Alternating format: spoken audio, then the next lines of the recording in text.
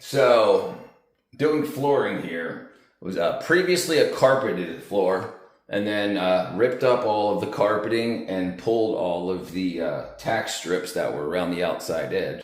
So you can see where the tack strips were nailed into the concrete.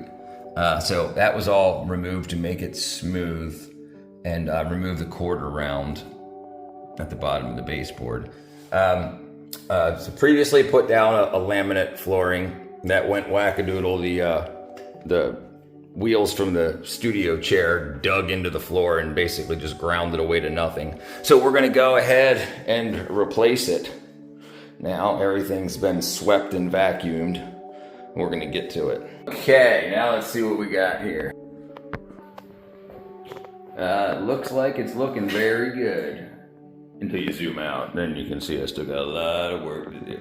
But I do like the way it looks. It looks very nice. Looks very nice. I do like it. So keep on keeping on.